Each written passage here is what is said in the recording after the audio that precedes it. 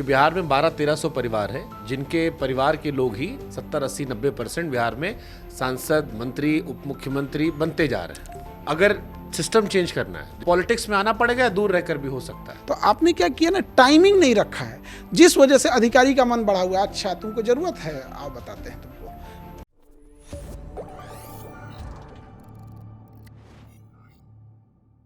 मैं बिहार में कई नेताओं का मैंने पॉडकास्ट किया तो उसमें एक बीच में डेटा आया था कि बिहार में 1200-1300 परिवार है जिनके परिवार के लोग ही 70-80-90% बिहार में सांसद, मंत्री, उप मुख्यमंत्री बनते जा रहे हैं। ये पूरे इंडिया की बात यही है। यूपी में भी तो वही है कि वो डायनेस्टी चलती आती है, तो कोई ज़रूरी नहीं कि केवल आप बिहार को ही बोलिएगा। यूपी में कोई भी बड़ा नेता देखिएगा, उसके या तो फादर नेता होंगे या तो उसका बेटा आ गया होगा। तो अगर सिस्टम चेंज करना है, जैसे आपने कहा ना कि टॉप पे जाओ, टॉप पे जाके नीचे बदलाव करो, तो पॉलिटिक्स में आना पड़ेगा या दूर रहकर भी हो सकता है। चीज़ें सही हो जाती हैं तो दूर से ही कर सकते हैं। अकाउंटेबिलिटी तय कर दीजिए। जैसे मान के चलिए आप राशन कार्ड बनवाने के लिए गए, तो उसका या तो 15 दिन के अंदर बनाओ या तो प्रॉपर रीजन दे के रिजेक्ट करो। बट यहाँ क्या है ना, ओपन है, वो 15 दिन का 15 साल लगा देगा, तो फिर उसके लिए उसको पैसा देना पड़ता है। आपका आधार कार्ड में नाम गलत हो गया, 10 दिन के अंदर उसको सही करो या तो प्रॉपर रीजन दे के ख़त्म करो। आप प्रॉपर लिख के दो कि इस रीजन से नहीं कर पा रहे हैं, वो देगा यहाँ पे। तो आपने क्या किया ना, टाइमिंग नहीं रखा है, जिस वजह से अधिकारी का मन बढ़ा हुआ है। अच्छा तुमको ज़रूरत है, आओ बताते हैं तुमको।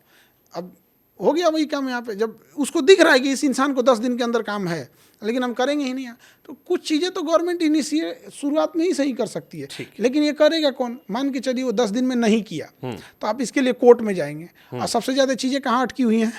कोर्ट में। मोदी जी जब चुनाव नहीं जीते थे तो कहते थे मैं जजों की संख्या सुप्रीम कोर्ट में बढ़ाऊंगा। एक तो 80% समस्या उसी समय खत्म हो जाएगी जितना लोकसभा में सांसद बैठते हैं ना, संसद भवन में जितना सांसद बैठते हैं, सुप्रीम कोर्ट में उतना ही जज बैठाइए। खाली बैठेगा लोग यहाँ पे। अरे भाई साहब, हमारे यहाँ कोई केस है, ले आओ इधर आओ, तुमको सुबह में भी बुलाया, तुम एक काम करो 3 बजे फिर आना। एक के दिन में 2 बार तारीख लगेगा। चलो इसी मैं कहता हूँ, देश में कानून व्यवस्था में 2 तरीके से है, एक आम लोगों के लिए, खास लोगों के लिए। कानून व्यवस्था किस पे चलता है? वकील पे। पैसा है, बढ़िया वकील है, पैसा नहीं है, बढ़िया वकील नहीं है। एग्जैक्ट वैसे ही जैसे सुनवाई कैसे होता है खट से? नहीं, वो उसके पास वो एक लेगेसी है, उसके पास उसकी पूरी टीम है, वर्क कर रही है, सब कुछ कर रहे, बढ़िया पैसा वाला वकील। लड़ते भी केस बहुत मजबूती से हैं, ऐसा नहीं हुआ। जैसे डॉक्टर में क्या है, आपके पास पैसा है, आप बढ़िया डॉक्टर देख लीजिए, और पैसा नहीं है तो नॉर्मल डॉक्टर से जाके दिखाइए। तो क्या फ़र्क थोड़ी, पढ़ा तो दोनों सेम है, उसके पास एक्सपीरियंस है, उस अपनी चीज़ों को रखने का तरीका है। ठीक है, अब पॉलिटिकल सेगमेंट में बात करते हैं। इंदिरा गांधी को आपने कहा कि बड़ी मजबूत प्रधानमंत्री रही, और अभी शायद आपने कहीं जिक्र भी किया था, वो होती तो मार मुर के पाकिस्तान को एकदम ठीक कर देती। आपको लगता है इंदिरा गांधी जी सबसे मजबूत प्रधानमंत्री रही भारत, आज़ाद भारत की? डिसीजन लेने में ज़्यादा नौटंकी नहीं करती थी, उन्हीं का डिसीजन है उनको मतलब उनकी हत्या का कारण उन्हीं का डिसीजन पड़ा, क्योंकि जो इंटेलिजेंस थी उन्होंने हटा दिया था उन्हें। इन्होंने कहा कोई बात नहीं, ये तो उन्हीं का डिसीजन था। तो डिसीजन लेने में बहुत स्ट्रिक्ट थी। मोदी जी डिसीजन लेने में क्या है ना कि अगल बगल में 10-15 लोग हैं। जैसे ऑपरेशन सिंदूर चलेगा कि नहीं चलेगा, अब डोभाल साहब बताएंगे। डोभाल साहब बहुत अच्छे हैं, बट अब एज हो गया है। एक एज के बाद आदमी थोड़ा, सबका होता है, आज से हम लोग का भी जब एज होगा तो शायद इतना नहीं एक्टिव हो पाएंगे आदमी। तो ये थोड़ा सा उनमें है गड़बड़ी। इतना बढ़िया मौका मिला था, धो धा के बराबर करना चाहिए था ऑपरेशन सिंदूर में। मतलब इतना उम्मीद पाल के हम लोग रखे थे, ये तो बात है कि मतलब दिल पे लात रख दिए मोदी जी, कचर दिए एकदम। बहुत तकलीफ लगा, बहुत तकलीफ। पाकिस्तान में बोलता कि सीज फायर कर दीजिए, आप काहे सीज फायर कर दिए? हाँ, तो वो तो धप्पा बोल के चल रहे हैं। पाकिस्तान ने यूएस से कहा, यूएस ने हमसे कहा, जो खबर आ रही थी। फिर आपकी सॉवरेनिटी कहाँ चली गई? संप्रभुता हम किसी की बर्दाश्त नहीं करते। मैंने ट्रंप आप बोल देगा वो पेट्रोल पंप तो हो जाएगा, डोनाल्ड ट्रंप। तो ये नहीं होना चाहिए ऐसा। पाकिस्तान पे आपने क्या बदलाव किया? आपको क्या लगता है ऑपरेशन सिंदूर के बाद आतंकवाद खत्म हो जाएगा? मतलब वो ये कह रहे हैं कि हमने उनके घर में, बाथरूम में, किचन में घुस कर बता दिया कि अब हमारे यहाँ आओगे तो हम तुमको घुस के फिर से तुम्हें ठोकेंगे। कौन वाला मिसाइल मारे हैं? जाके ढलैया तू रहा है खाली, मैंने घरों नहीं उड़ाया है। जिस चीज़ पे गिरा है ना उसका एगो कोनवा मारा है। तो किस लेवल का आप मिसाइल मारे हैं? मतलब आप पब्लिक को दिखाना चाहते थे कि हम हमला किया। आप पर्सनली खुश नहीं जिस तरह से कार्रवाई हुई, और स्ट्रांग होनी चाहिए थी? आप बताइए, ये मतलब ये दिखा कि हम इंडिया में लोगों को दिखाएंगे कि हमला किए हैं, और वहाँ कह देंगे कि भैया यही जवाब था, उतना बड़ा हमला नहीं था। मतलब आपका मिसाइल पूरी इंडिया को क्रॉस करके जाता है और पाकिस्तान के एयरबेस पे गिरता है। उस एयरबेस की पूरी बिल्डिंग नहीं तबाह होती है, उसका एक कोना तबाह होता है। पूरा एयरबेस उड़ना चाहिए यहाँ पे। हमला मतलब जिस तरह से रूस कर रहा है, हमला मतलब जिस तरह से इजराइल कर रहा है, तब ना जाके होगा। अच्छा, तब फुल फ्लेजेड वॉर होती अगर हम पूरा उड़ा देते। वो कह रहे हैं कि मैसेजिंग के लिए हमने किया, कि मैसेज दे दिया कि आतंकवादी मार दिए 100। देते रहिए मैसेज।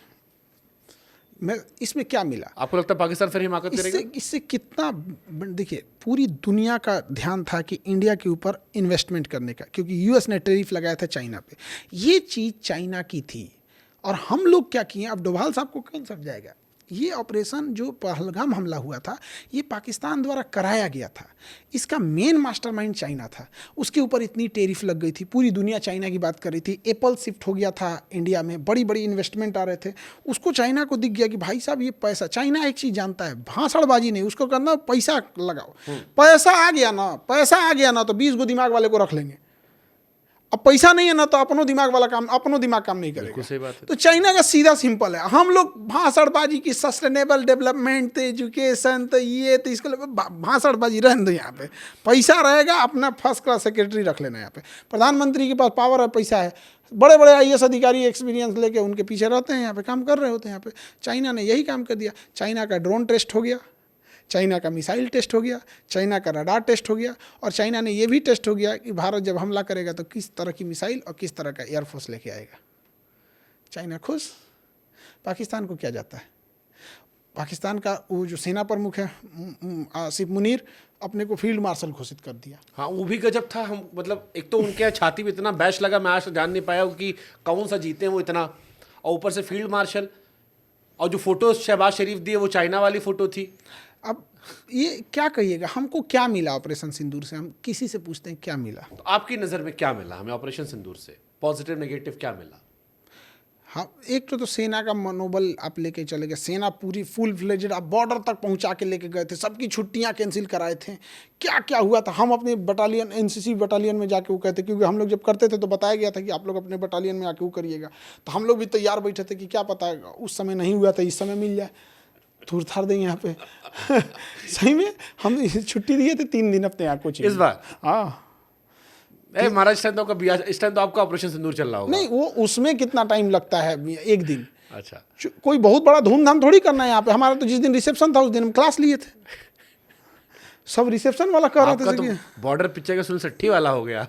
उधर ब्याह हुआ, उधर तो चलो। हाँ, तो हमारा तो उस क्लास ले रहे थे यहाँ पे। तो क्या कहिएगा, ये ऑपरेशन सिंदूर इतना बेहतरीन मौका था समझाने का, आप उसको कुछ एक बढ़िया चीज़ को डैमेज कर देते। चलो, नुकसान क्या हो मुझे बताओ ऑपरेशन सिंदूर से। आप मुझे कह रहे हो कि हासिल नहीं, मतलब आपकी बात सुन के जो मुझे लग रहा है, ऑपरेशन सिंदूर से भारत का क्या क्या नुकसान हो? मीडिया से लोगों का भरोसा उठ गया। कश्मीर का जो हम लोगों ने आप मीडिया से जुड़े। अरे मैं वो काम नहीं किया हूँ। हाँ, मैंने कराची एयरपोर्ट नहीं उड़ाया था। हाँ, अब देखिए कश्मीर का जो सस्टेन हुआ था, इतना मुश्किल से कश्मीर अपने रास्ते पे आया था, वो कश्मीर तबाह होते गया। हम लोग का जो सेना का मनोबल था, नेवी एयरफोर्स रखे रह गए कि हम लोग कभी युद्ध करेंगे, ये कभी किए नहीं। यहाँ पे इंटरनेशनली ऐसा पाकिस्तान साबित कर रहा है, और बड़े देशों में ये दिखा चुका है कि पाकिस्तान अपर हैंड में था, क्योंकि सीज फायर पाकिस्तान ने तो नहीं किया और ना ही कोई उसने बोला यहाँ। और उसे पता है कि आप गर्मी के दिन में खुद ही हमारे तो जयशंकर साहब ने कहा ना कि पाकिस्तान ने हमें कॉल करवाया था, उधर रिक्वेस्ट करवाई थी सीज फायर की, तो ये मान लिए। हम किसकी बात मानेंगे? मतलब बदला ले लिए, सीज फायर कर दिए, हो गया। मतलब इनका तो सीज फायर ने मैसेज दे दिया, हम अपना ऑपरेशन जारी रख रहे हैं। इनफैक्ट जब पत्रकारों की अमित शाह से मुलाकात भी हुई थी तो उसमें भी ये सवाल आया था, और हमने भी उनसे पूछा अमित शाह साहब से कि टेररिस्ट नहीं पकड़े गए, तो उन्होंने कहा कि हम टेररिज्म को मारना चाह रहे हैं।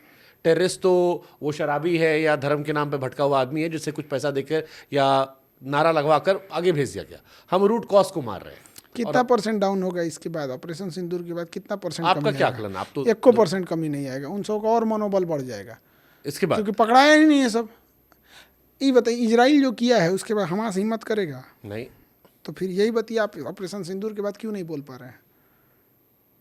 हम पर्सनली बता, देखिए हम हमेशा एक चीज़ को लेके हो जा रहा है कि हमें अपनी सेना का मनोबल, सेना का इज्जत, सेना सर्वोपरि होनी चाहिए। तो ये जो बीच में सेना आ जा रही है ना, तो इस वजह से इंसान को थोड़ा सा बोलने में लगता है कि सेना मतलब सेना, उन्होंने अपना सब उससे मतलब उस पर सवाल उठाओगे तो फिर आपकी देशभक्ति सवाल उठ जाएगा। नहीं, उठाना भी नहीं चाहिए। उनकी क्या गलती है, आपने आदेश ही नहीं दिया, इंदिरा गांधी ने दिया था।